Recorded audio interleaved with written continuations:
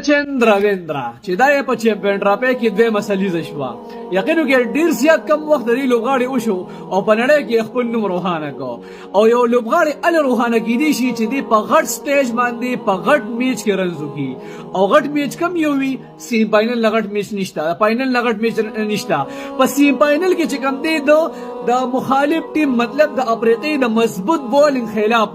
سلیزه برابر کړه په خاص ټرایک ریټ سره برابر کړه او بالکل زبدو یم چې په هر اوور کې سلوریزه او شپږیزه والے ده بالکل داس طریقې سره بیټینګ وکړو چې مخالف ټیم له اړو د اوټ کېدو څخه چانس ورنکو خپل سکور یې مخکې بوته کپتان وسره ولاړو کپتان به سلولو وګوله دی دغه تیز روانو بالکل زبدو یم اوپنر لوبغاړي چې وي نو هغه د داسې وي چې ټیم سکور مخکې بوزي خپل سکور دا نه کوي د ټیم سکور مخکې بوزي او خپل رنز مخکې بوزي د دوه مسلې شو چې منډرابه کې او د بهترین ټیمونو خلاف وي اخوا د ټیمونو خلاف وي هم نه نو واقعي چې دا ذات قابل دي د ستاینه قابل دي او نوجوان دي او دا